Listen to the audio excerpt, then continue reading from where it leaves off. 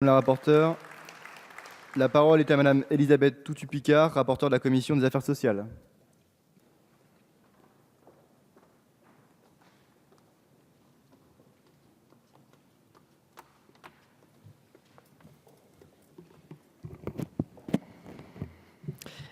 Monsieur le Président, Madame la Ministre, Madame la Présidente de la Commission, mes chers collègues, le projet de loi que nous devons examiner ratifie 2 ordonnances issues d'une habilitation contenue dans la loi de modernisation de notre système de santé de janvier 2016.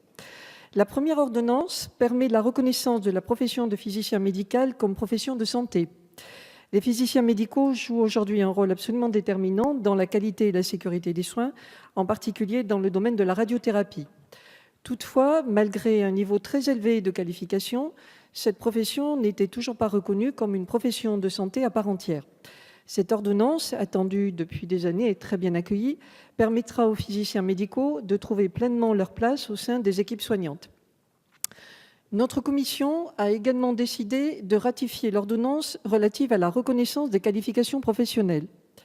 Rappelons que cette ordonnance instaure au niveau législatif la reconnaissance des qualifications professionnelles pour les professions d'orthésiste et de prothésiste pour l'appareillage des personnes handicapées, ainsi que la profession de psychothérapeute. Mais elle vise surtout à transposer une directive européenne relative à la reconnaissance des qualifications professionnelles. La transposition d'une directive revêt 2 enjeux, l'effectivité de la transposition et sa qualité. S'agissant de l'effectivité, la France, comme 13 autres pays, a été destinataire en septembre 2016 d'un avis motivé pour défaut de transposition. La directive en avait en effet fixé le délai d'échéance au 18 janvier 2016. Pour la France, un 2e avis motivé a été émis, cette fois-ci en avril 2017. Rappelons que l'avis motivé est une procédure préalable au déclenchement d'un recours en manquement devant la Cour de justice de l'Union européenne. S'agissant de la qualité de la transposition, les débats en commission se sont concentrés sur la question de l'accès partiel. Compte tenu des amendements qui ont été déposés sur ce texte, il m'apparaît important d'expliquer à nouveau l'enjeu. L'accès partiel autorise les membres d'une profession réglementée à bénéficier de la mobilité dans un autre État membre, mais en les autorisant à y exercer seulement certaines tâches et dans le respect de certains critères. Il en est ainsi du masseur balnéothérapeute qui constitue une activité de la profession de kinésithérapeute.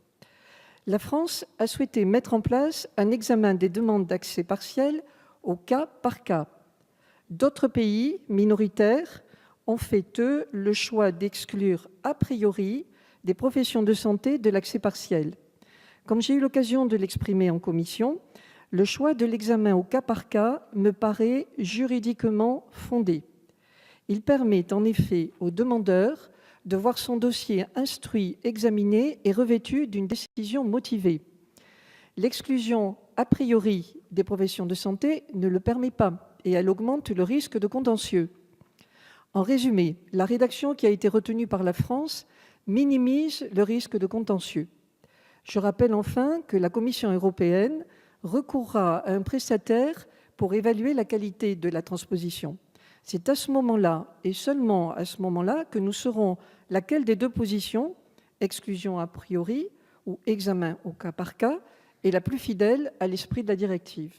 Il m'apparaît donc prudent de s'en tenir à une rédaction qui ne place pas notre pays en situation de faute. Lorsque l'évaluation de la qualité de la transposition sera achevée, il sera alors temps d'ajuster le dispositif. Du reste, l'accès partiel ne pourra être mis en œuvre tant que des textes réglementaires n'auront pas été achevés. Il faut donc temporiser. Je rappelle d'ailleurs qu'un décret en Conseil d'État est en cours de rédaction et que le texte de ce décret sera soumis aux professions de santé à l'occasion de son examen par le Haut Comité des professions paramédicales. Les intéressés pourront donc faire valoir leurs avis. Le texte devrait d'ailleurs proposer un dispositif qui les associera en amont de l'accès partiel. Et le décret d'application laissera la possibilité, notamment aux ordres, de définir les critères d'acceptation ou de refus des demandes d'accès partiel. Mais si les professions de santé sont associées au dispositif, le législateur n'est pas non plus en reste. Sur proposition de la présidente de la commission, que je remercie à cette occasion, des travaux porteront en effet sur l'application du projet de loi. Je tiens enfin à remercier la ministre de la Santé, son cabinet et l'ensemble de ses services pour avoir bien voulu répondre à mes sollicitations sur un sujet assez épineux, mais aussi pour avoir bien voulu porter au niveau européen l'idée d'une cartographie des professions de santé concernées par l'accès partiel. Ces éléments permettront d'apporter un regard objectif sur cet enjeu et de lever les craintes qu'il engendre. Merci Madame Je la vous rapporteure. remercie. La parole est à Monsieur Thomas Mesnier, rapporteur de la commission.